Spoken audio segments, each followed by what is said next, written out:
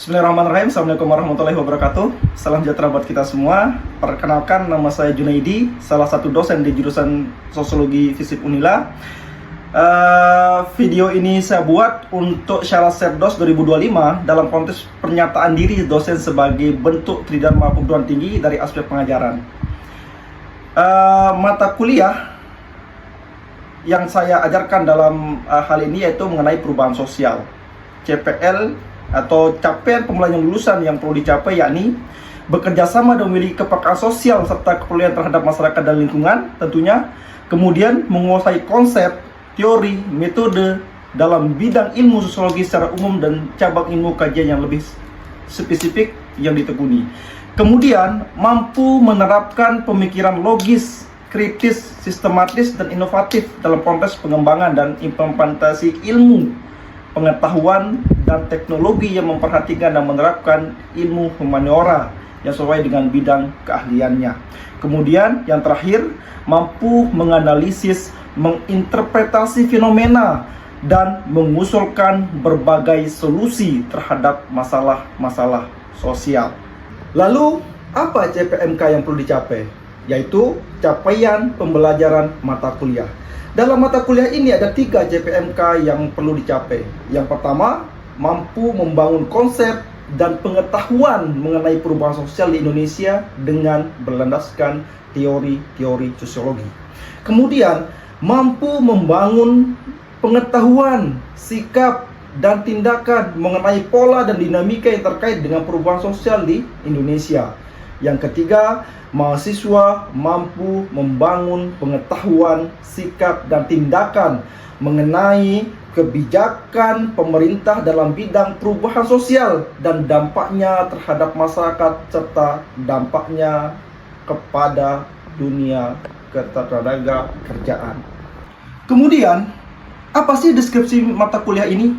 Ya, mata kuliah perubahan sosial membahas dinamika transformasi sosial melalui pendekatan teoritis dan kajian empiris, mencakup tentang teori-teori klasik, modern, postmodern, dan postkolonial.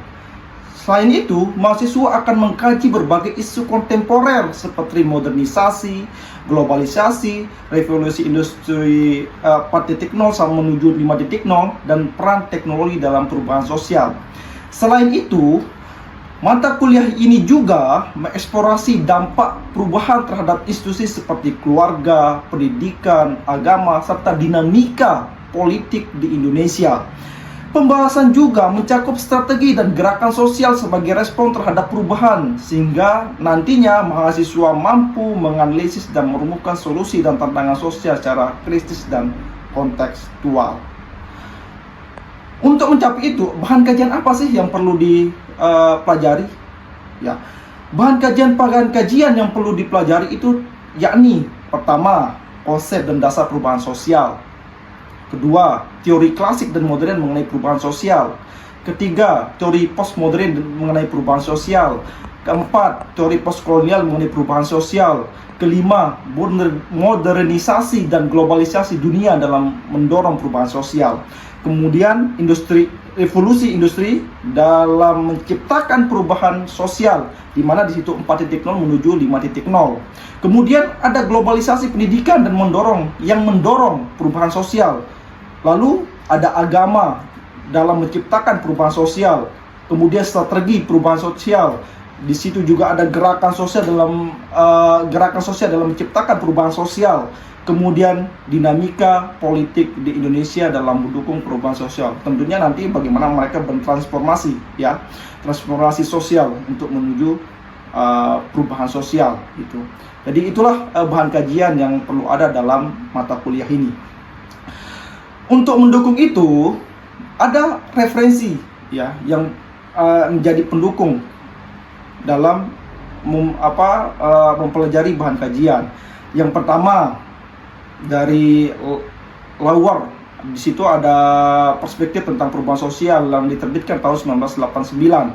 Kemudian ada bukunya Martono, ya, 2011 tentang sosiologi perubahan sosial dalam perspektif klasik, modern, postmodern, dan postkolonial, ya, yang diterbitkan sekali lagi tahun 2011.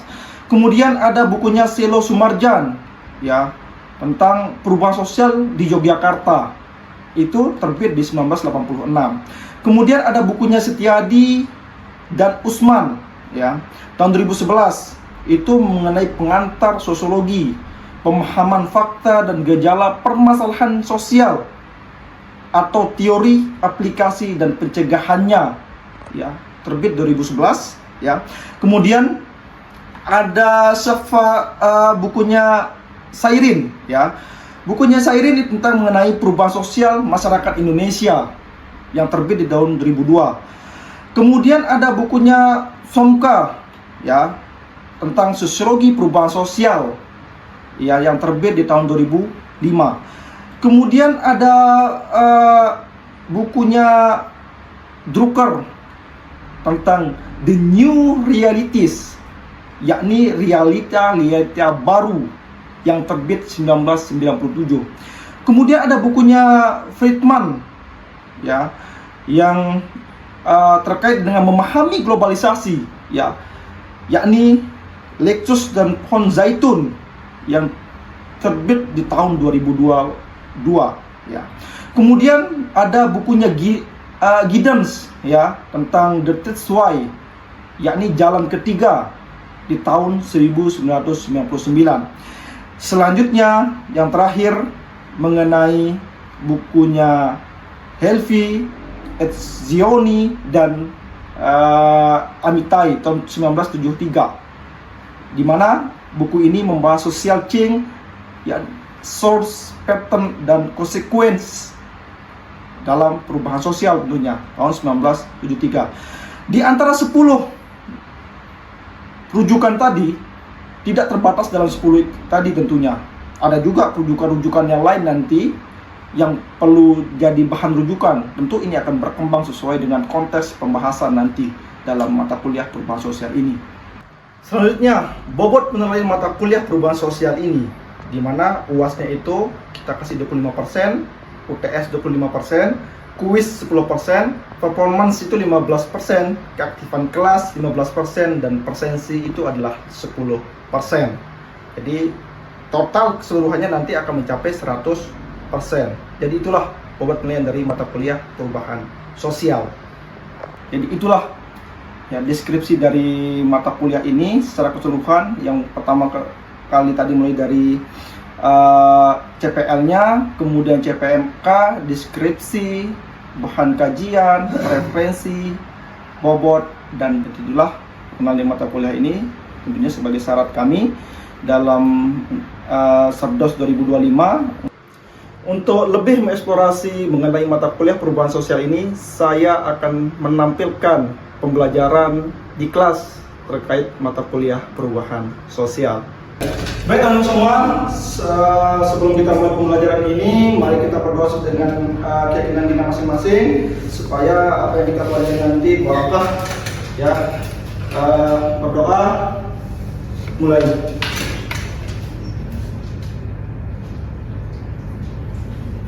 Selesai.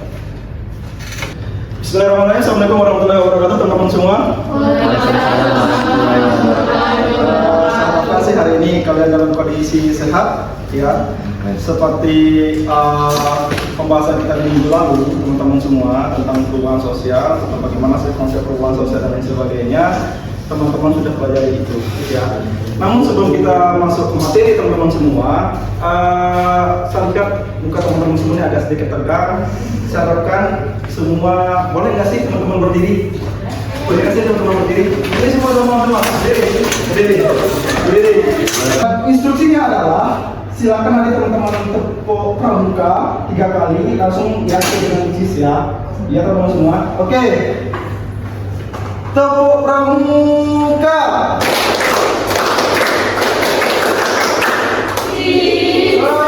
Terima kasih, silakan duduk kembali teman-teman semua. Belajar tentang materi yang postmodernisme, tapi nanti akan saya bahas apa sih postmodernisme. Tapi sebelum itu adalah saya merefleksikan kembali teman-teman semua, ya, merefleksikan kembali apa yang pernah teman-teman pelajari sebelumnya. Karena hari ini adalah bagian saya dari dosen-dosen sebelumnya.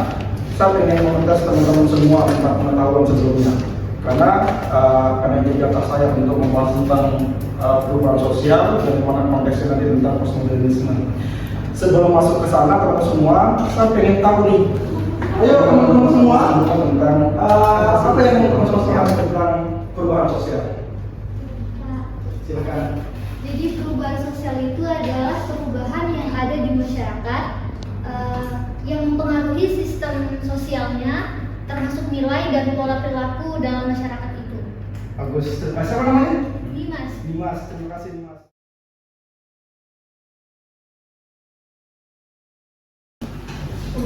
Silakan. Ada yang lain? Jangan malu-malu. Salah itu bukan berarti berakhir teman-teman semua. Jadi jangan takut salah. Silakan teman-teman ungkapin aja pembahasan-pembahasan yang pernah teman-teman pelajari sebelumnya. Ada yang lain teman-teman semua? Siap. Jadi perubahan sosial itu ialah transformasi atau pergeseran dalam struktur, nilai, norma, dan pola perilaku dalam suatu masyarakat di struktur sosial. Oke, terima kasih. Siapa namanya? Moza. Moza, terima kasih Moza. Struktur di tengah masyarakat. Artinya adalah perubahan sosial ini menyangkut tentang sesuatu yang berubah di tengah masyarakat terkait dengan nilai, struktur sosial, norma, dan lain sebagainya. Ada yang lain? Satu lagi? Saya Pak. Ya, jadi perubahan sosial itu adalah sebuah bentuk peralihan yang mengubah tata kehidupan masyarakat yang secara terus-menerus sistem itu secara dinamis seperti itu. Oke, terima kasih. Ada perubahan secara dinamis. Sekali lagi itu menyangkut tentang struktur, sistem, nilai, dan lain sebagainya. Jadi perubahan itu adalah sesuatu yang berubah di tengah masyarakat. Perubahan sosial itu menyangkut tentang bagaimana sih perubahan itu ya. Ada sesuatu yang berubah, baik itu tentang kehidupan, ya, terus baik itu tentang interaksi, adaptasi, dan lain sebagainya. Ya, perubahan itu menyangkut tentang segala jenis, ya, segala jenis yang berhubungan dengan kehidupan manusia di tengah masyarakat. Ya, jadi teman-teman semua, apa yang teman-teman pahami tentang perubahan sosial itu harus teman-teman benar-benar memahami itu sebelumnya, biar nanti ketika kita bahas ke pembahasan tersebut setelahnya yang menyangkut tentang bagaimana sih perubahan sosial dalam konteks teori maupun pemikiran, teman-teman bisa mengkaitkan itu. Oh iya, ternyata ini loh yang dibahas tentang perubahan sosial dalam pemikiran perspektif teori ini. Nah, sehubungan dengan itu nanti teman-teman semua, hari ini nanti kita akan membahas itu ya dalam konteks perubahan sosial, yang mata kuliah perubahan sosial. Teman-teman kita udah mungkin teman-teman sudah dijelaskan oleh dosen sebelumnya yang terkait dengan apa sih deskripsi mata kuliah ini ya. Nah, dari deskripsi itu teman-teman bisa baca di kontrak kuliah yang pernah teman-teman dapatkan dari dosen pertama ya. Nah, kemudian hari ini khususnya kita akan membahas tentang materi bagaimana sih ya mahasiswa itu diharapkan mampu dan dapat menganalisis, menampilkan dan berpartisipasi aktif dalam pemikiran postmodernisme. Dan kebetulan nanti kita akan membahas tentang postmodernisme. Lalu apa sih tujuan pembelajaran kita ini? Ya, beberapa tujuan yang ingin kita capai dalam pembelajaran ini yang terkait dengan perubahan sosial dalam konteks postmodernisme, yaitu yang pertama itu mahasiswa mampu menganalisis fenomena perubahan sosial dengan menggunakan pendekatan postmodernisme. Ya, nanti harapan saya itu secara kognitif teman-teman itu mampu menganalisa itu. Ya. Kemudian yang kedua itu teman-teman mahasiswa mampu memiliki atau membangun sikap reflektif dan terbuka dalam melihat keragaman respons sosial terhadap perubahan sosial, terutama terkait dengan konteks postmodernisme. Ya, kemudian yang ketiga, teman-teman mahasiswa mampu berpartisipasi aktif, teman-teman semua seperti yang ada di depan, mampu berpartisipasi dalam simulasi, diskusi, dan proyek kolaboratif yang membahas strategi perubahan sosial dalam konteks postmodernisme. Ya, jadi teman-teman ini tujuan pembelajaran ini saya harapkan teman-teman bisa mencapai tiga ini. Ya. Oke teman-teman semua, setelah teman-teman memahami apa tujuan pembelajaran kita, maka kita akan langsung kepada materi pokok dari pembelajaran kita pada hari ini, yakni tentang bagaimana sih perubahan sosial. Baik teman-teman semua, perubahan sosial dalam perspektif postmodernisme. Saya sengaja memang merubah sedikit judul ini berbeda dengan subjudul CPMK biar sebagai pengantar kita untuk mereflektifkan pemahaman kita tentang bagaimana sih berproses dalam perspektif postmodernisme. Ya, teman-teman semua, postmodernisme ini adalah salah satu aliran berpikir yang muncul sebagai respon terhadap modernisme. Ya, kalau dalam teori-teori yang sebelumnya pernah teman-teman bahas tentang bagaimana sih pemikir-pemikir tentang klasik dan modern, nah ini muncul dari aliran-aliran respon terhadap postmodernisme, untuk terhadap modernisme itu sendiri. Ya, kemudian dalam konteks sosiologi teman-teman semua, ya, postmodernisme ini menentang paradigma tradisional, ya, paradigma tradisional yang mengasumsikan adanya realitas objektif. Ya, seperti yang teman-teman baca di depan, ada struktur sosial yang stabil dan narasi besar yang menjelaskan perkembangan masyarakat. Ya, kemudian pendekatan ini mendekatkan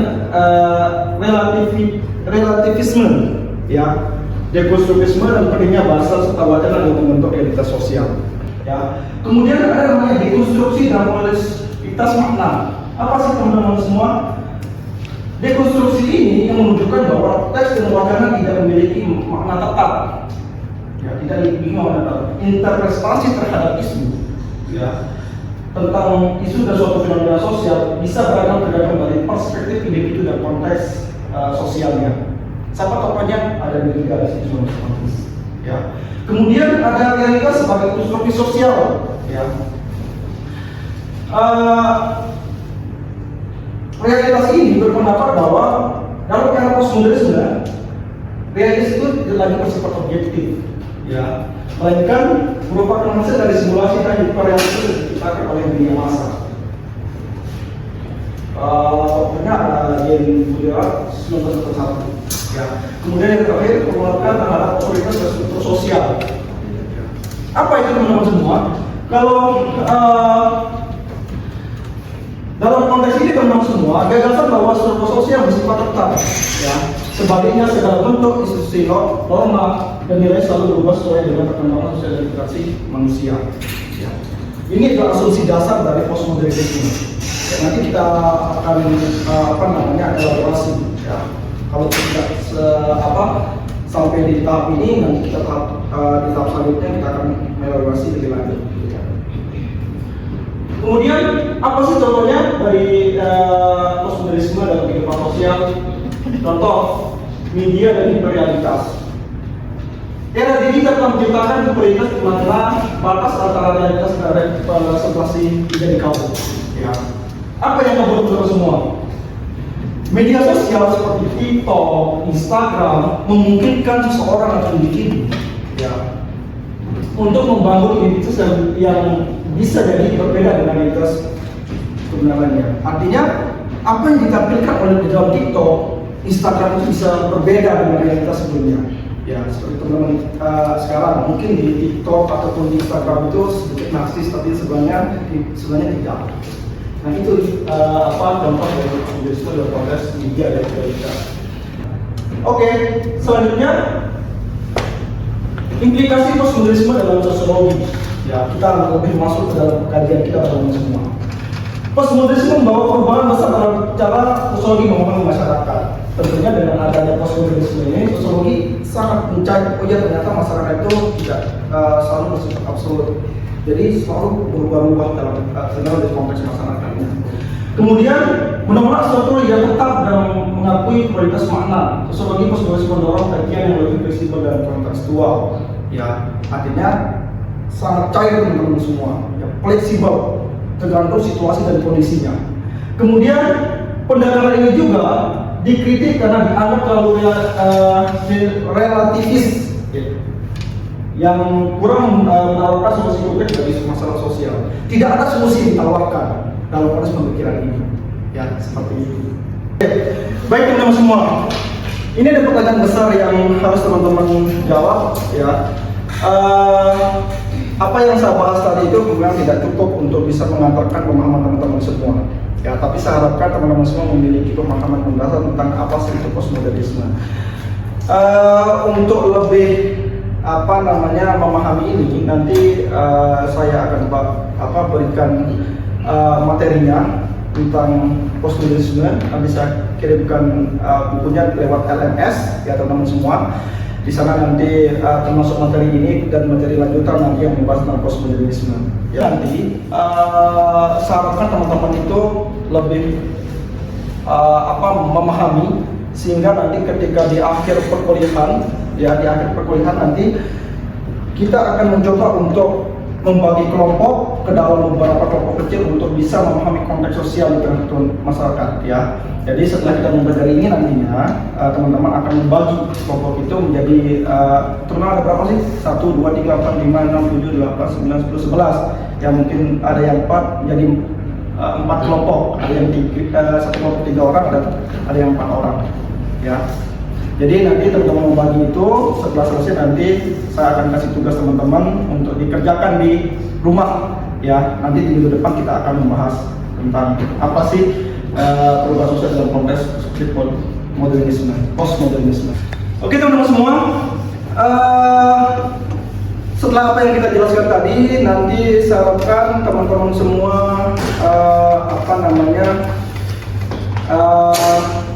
memberikan suatu model isu sosial ya tentang apa sih postmodernisme itu gitu. Nah teman-teman nanti memberikan contoh, oh iya ternyata postmodernisme itu adalah suatu perkembangan yang sifatnya ini ya, sesuai dengan pemikiran teman-teman semua ya. Biar nanti di minggu depan itu kita akan bacakan itu sebagai refleksi kita ya. Artinya tidak ada salah dan benar teman-teman semua. Jadi teman-teman silakan aja nanti tulis itu sebagai bentuk review pemikiran teman-teman terhadap pembelajaran pada hari ini ya, tentang apa sih ya contoh dari postmodernisme dalam konteks kehidupan yang teman-teman temui di tengah masyarakat ya. Itu ada soalnya, nanti setelah ditulis ya, tulis tangan, nanti difotoin dan dikirim ke grup ya, biar atau gimana teman-teman semua, kirim ke Google Drive ya. Google Drive nanti ada yang bisa saya minta tolong nggak untuk teman saudari siapa?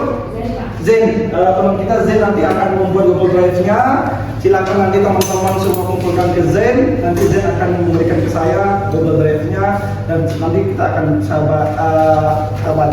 baca di minggu depan, kita akan baca bersama-sama. Oh ya, ini yang dipahami. Nanti setelah itu yang menjadi refleksi kita tentang pembelajaran pada hari ini ya. Sekali lagi teman-teman semua, saya ucapkan terima kasih kepada teman-teman semua atas kehadirannya ya. Dan kemudian nanti untuk kelompok ya, di kelompok yang saya bilang tadi yang harus kalian bagi ya, kita bagi. Nanti saya lihat dari tulisan teman-teman semua ya, nanti baru kita kumpulkan. Setelah dikumpulkan, nah isu itulah nanti menjadi dasar kita untuk membuat kelompok dan kita bagi di pertemuan selanjutnya. Oke teman-teman semua, sebelum kita akhiri, saya akan kasih kertas kosong. Ada 5 soal, yang perlu teman-teman jawab. Misalkan nanti di soal pertama saya bacakan, saya kasih waktu 5 detik. Yang bisa menjawab itu angkat tangan. Oke teman-teman, silakan saya kasih di Itu nomor pertama ya, pemikiran yang muncul terhadap postmodernisme disebut. Silakan, kayaknya cowok yang paling ganteng, silakan.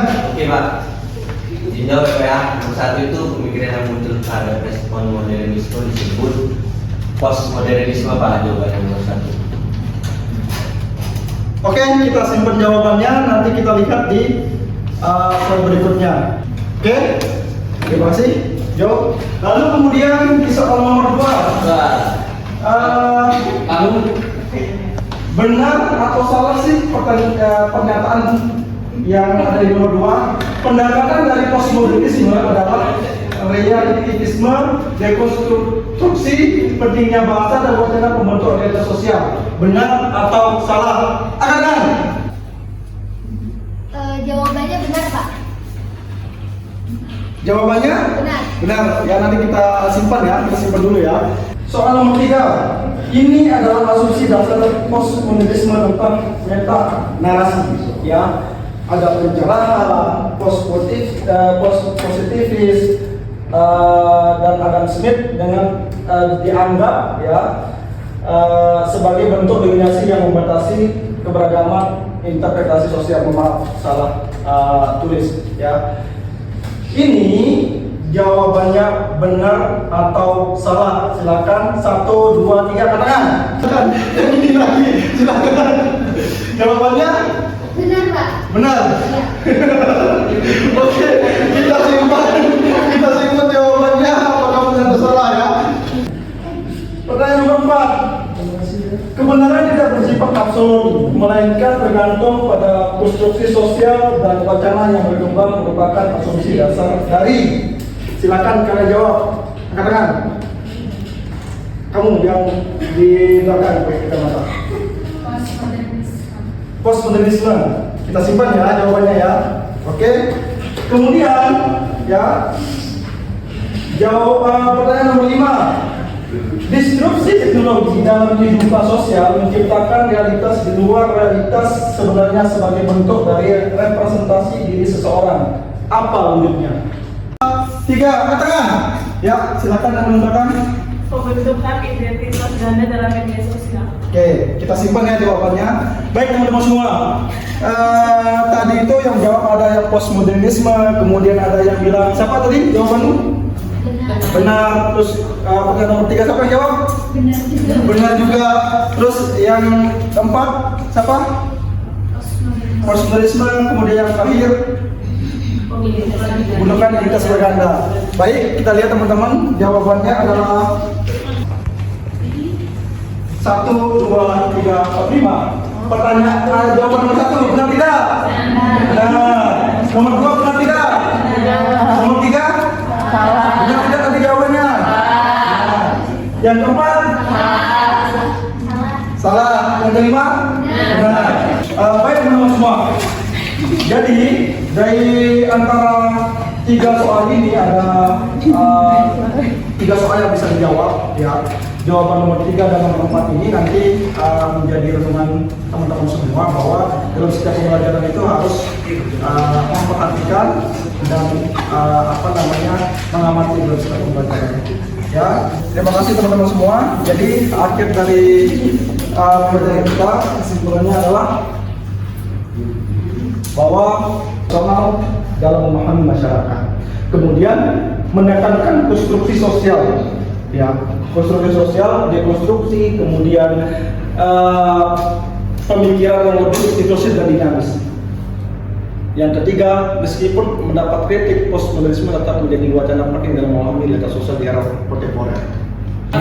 Oke teman-teman semua, karena pembelajaran kita sudah berakhir, di awal kita buka pakai doa dan kita tutup pakai doa. Mari kita berdoa sesuai dengan keyakinan kita masing-masing. Berdoa kembali.